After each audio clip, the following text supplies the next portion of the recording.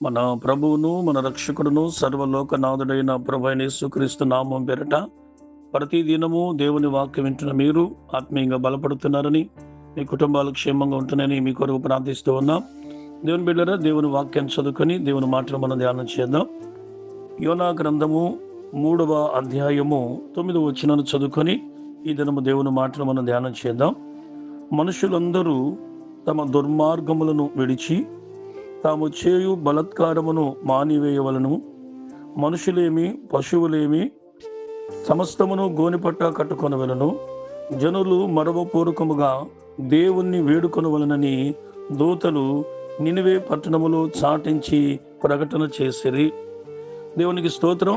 దేవుని బిడ్డలారా, ఈ యోనా గ్రంథములో రాయబడినటువంటి చరిత్ర ఇది మనందరం కూడా తెలియనటువంటి ప్రజలము కాదు.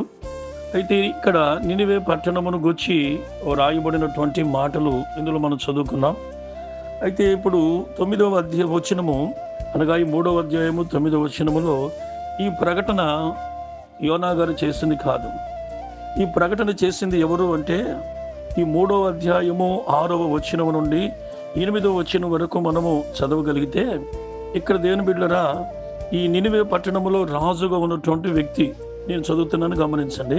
ఆ సంగతి నినివే రాజునకు వినబడినప్పుడు అతడును తన సింహాసనము మీద నుండి దిగి తన రాజవస్త్రమును తీసివేసి గోనిపట్ట కట్టుకొని బూడిదలో కూర్చుండెను. దేవుని బిడ్డలారా, ఇది నినివే పట్టణము అషూరు సామ్రాజ్యానికి ముఖ్య పట్టణము. అంటే అది రాజధానిగా ఉంది. మన భారతదేశానికి ఢిల్లీ ఎలా రాజధాని ఉందో, అలాగే ప్రతి రాష్ట్రానికి ఒక రాజధాని, దేశానికి ఒక రాజధాని ఉంటుంది కదా. ఆ దినమున ఈ అషూరు దేశమునకు రాజధాని. మరి అషూరు నాదుల యొక్క చరిత్ర బైబిల్ గ్రంథంలో గణనీయంగా ఉంది. వాళ్ళెంతో భూమిని తలకిందులు చేసి దేశాలను కూడా జయించినటువంటి వారు.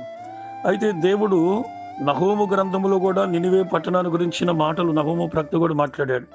అయితే ఇప్పుడు యోనా ప్రవక్త వెళ్ళి ఆ నినివే పట్టణములో ఒక దిన ప్రయాణం చేసి అక్కడికి వెళ్ళి దేవుడు దాని మీదకి 40 దినాలకు దేవుడు దీని మీద గొప్ప దీనిలో నష్టాన్ని, అనగా ఆ 3 దినాలు ప్రయాణం చేసింది ఆ దేవుడు ఈ దేశమును లేక పట్టణాన్ని దేవుడు ఆయన ఉగ్రత మీ మీదకి రాబోతుందని తెలియపరిచినప్పుడు ఆ పట్టణంలో నివాసం ఉన్నటువంటి ప్రజలు యోనా మాట విని వారందరూ కూడా దేవుని యందు భయభక్తులు కలిగి సృష్టికర్తైన యెహోవా ఎదుట ఉపవాసం ఉండి గోనిపట్ట కట్టుకొని వాళ్ళు ప్రార్థన చేయడం మొదలుపెట్టారు. ఈ సంగతి రాజుగారికి వినబడిందట. రాజుగారు, నినివే రాజుగారు ఈ మాట విని తన యుద్ధ ఉన్నటువంటి కొంతమంది వ్యక్తులను, వారే దూతలంటే వారు వెళ్ళి ఆ పట్టణంలో ఉన్నటువంటి మనుషులందరికీ, ఆ 9వ వచనం ప్రారంభంలో ఉన్న మనుషులందరూ తమ దుర్మార్గములను విడిచి తాము చేయు బలత్కారమును మానివేయవలను. మనుషులేమి పశువులేమి సమస్తమును గోనిపట్ట కట్టుకొని. ఎంత చక్కని నిరీక్షణ అండి.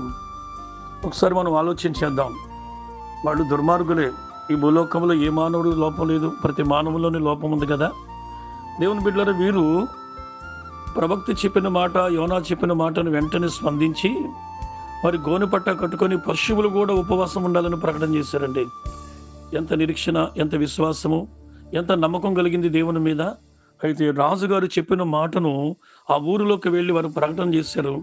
ఆ ప్రకటన చేసిన తర్వాత ఆ ప్రజలందరూ కూడా విన్నారు. ప్రజలందరూ విని వారును కూడా గోనిపట్ట కట్టుకొని దేవుని సన్నిధిలో 3 దినాలు వారు ఉపవాసం ఉండి ప్రార్థించారు. దేవుని బిడ్డలు వారు ప్రార్థన చేయగా ప్రభు ఈ 10వ వచనములో, 3వ అధ్యాయం 10వ వచనములో, ఈ నినివే వారు తమ చెడుతనములను మానుకొనగా వారు చేయుచున్నటువంటి క్రియలు దేవుడు చూచి పశ్చాత్తాపడై వారికి చేదుననుకున్న తాను మాట ఇచ్చిన కీడు చేయక మానెను. దేవునికి స్తోత్రం. హల్లెలూయా.